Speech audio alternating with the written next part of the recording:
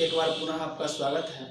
मैं सरोज कुमार सुमन आप लोगों को district level combined competition examination 2022 में इतिहास से जो प्रश्न पूछे जाएंगे उससे संबंधित कुछ जानकारी आप लोगों को देने जा रहा हूं। सबसे पहले इतिहास जब आप लोग पढ़ना शुरू कीजिएगा तो सबसे पहले जानना होता है ऐतिहासिक काल। उससे पहले आपको जानना है इतिहास क्या होता है। दोस्तों, साधारण भाषा में इतिहास बीती हुई घटनाओं का अध्ययन इतिहास कहलाता है। यानी कि आज से कल जो बीत गया समय वो भी इतिहास के अंतर्गत आता है। अर्थात वह पुस्तक जिसमें बीती हुई घटनाओं का उल्लेख किया गया है इतिहास कहलाता है। दोस्तों, हमारे भारत के इतिहास 3 भागों में बांटा गया है। पहला भाग है प्राचीन भारत, दूसरा है मध्यकालीन भारत और तीसरा है आधुनिक भारत।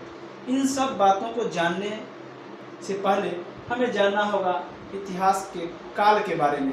तो आज का सेशन जो है दोस्तों इतिहास के काल के बारे में बताएंगे, समय के बारे में, किस समय में कौन सी घटना हमारे देश में हुआ। तो देखते हैं, सबसे पहले जानेंगे सबसे इम्पोर्टेंट टॉपिक है हड़प्पा सभ्यता। दोस्तों, हड़प्पा सभ्यता का काल जो है 2500 ईस्वी से 1750 ईस्वी तक माना जाता है। ईस्वी पूर्व देख रहे हैं, 2500 ईस्वी पूर्व, यानी कि जब से हमारा ईस्वी सदी शुरू भी नहीं हुआ था उससे पहले 2500 ईस्वी पूर्व से 1750 ईस्वी पूर्व तक हड़प्पा सभ्यता का काल माना जाता है। दूसरा देखते हैं वैदिक सभ्यता। वैदिक सभ्यता दोस्तों 1500 ईस्वी पूर्व से 600 ईस्वी पूर्व तक के काल को वैदिक सभ्यता कहा जाता है। इस समय में जो है वेद जैसे बड़े बड़े जो है ग्रंथ की रचना किया गया था। उसके बाद 3 नंबर आता है पूर्व वैदिक या ऋग्वैदिक संस्कृति। दोस्तों, इसका काल है 1500 ईस्वी पूर्व से 1000 ईस्वी पूर्व तक। और इसके बाद है उत्तर वैदिक संस्कृति। 1000 ईस्वी पूर्व से 600 ईस्वी पूर्व तक के काल को उत्तर वैदिक संस्कृति के काल के नाम से जानते हैं। उसके बाद आता है महाजनपद। महाजनपद दोस्तों आपको पता होना चाहिए, पूरा भारतवर्ष में 16 महाजनपद था, जिसका काल जो है 600 ईस्वी पूर्व से 325 ईस्वी पूर्व तक के काल को महाजनपद काल कहा जाता है। उसके बाद हमारे देश में धार्मिक आंदोलन की शुरुआत हो गई। धार्मिक आंदोलन में 6ठी ईस्वी पूर्व से 4थी ईस्वी पूर्व तक के समय को धार्मिक आंदोलन, जैसे रामानंद हो गए, कबीर हो गए, इन सब लोगों के बारे में आपको जो है धार्मिक आंदोलन के अंतर्गत जो है पढ़ने को मिलेगा। उसके बाद मौर्य काल आता है।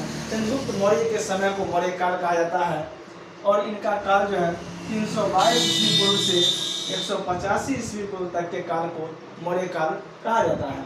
उसके बाद उत्तर मौर्य काल 185 ईस्वी पूर्व से 319 ईस्वी तक के काल को जो है उत्तर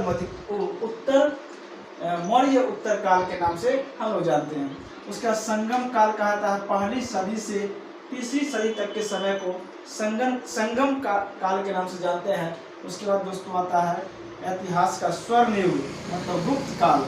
गुप्त काल के समय है 319 ईस्वी से लेकर के 540 ईस्वी तक के समय को जो हम लोग इतिहास में जब 319 से 540 ईस्वी के बीच घटनाओं को पढ़ेंगे उन्हें गुप्त काल के नाम से जानते हैं। इसके बाद दोस्तों गुप्त उत्तर काल, उसके बाद का समय मतलब 647 ईस्वी तक के काल को हम लोग जो है पढ़ेंगे गुप्त उत्तर काल में। तो दोस्तों आज के लिए इतना ही। दूसरा दिन इससे संबंधित और आगे का वीडियो लेके मैं आऊँगा। तब तक के लिए धन्यवाद।